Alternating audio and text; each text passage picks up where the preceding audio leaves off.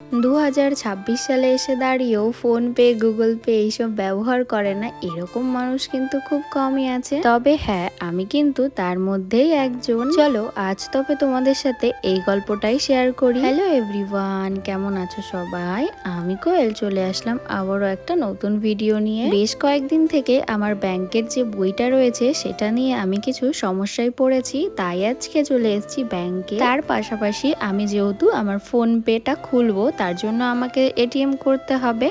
তো আমি সেই এটিএম এর জন্য একটা ফর্ম আর তার সাথে আমার বইটারও কিছু সমস্যা হয়েছিল, তো সেই সব সমস্যার একবারেই আমি এখন সব ঠিকঠাক করে নেব। আমি জানো তো ঠিক করেছিলাম যে কখনো আমি ফোন পে, গুগল পে এসব কিছু আমি খুলবই না। তবে এখন যা দেখছি আমারও না একটু একটু ইচ্ছে হচ্ছে যে আমিও ফোন পেটা খুলবো। মানে অনেককে দেখেছি যে কোনো কিছু কিনলে মানে সাথে সাথে হচ্ছে ফোন পে এর মাধ্যমে মানে পেমেন্টটা করে দেয়। তো আমারও তখন মনে হয় ইস, আমার যদি থাকতো তাহলে আমি হয়তো করতে পারতাম। বলতে পারো ওই শখ থেকেই আমি এটা করছি। আর আমার এই কথাগুলো শুনে আমি জানি অনেকেই হাসবে, তবে কি করব বলো, এটাই আমার ইচ্ছে। এখন যেহেতু ইচ্ছে হয়েছে তাই ভাবলাম ইচ্ছেটা পূরণ করেই নি, নইলে হয়তো কোনো একটা টাইমে গিয়ে যদি আফসোস করতে হয় যে এই জিনিসটা আমি করতে পারলাম না। বলতে পারো কোনো কিছু নিয়ে রিগ্রেট আমি করতে চাই না। যাই হোক, কাজ বাজ তো আমি কমপ্লিট করে বাড়ি চলে এসেছি।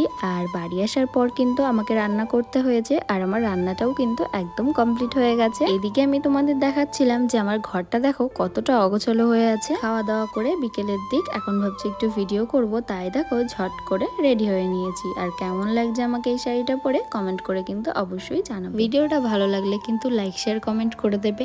আর পেজে যদি নতুন হও অবশ্যই কিন্তু ফলো করে দেবে। ফলো করে দাও গাইস প্লিজ। চলো তাহলে টাটা।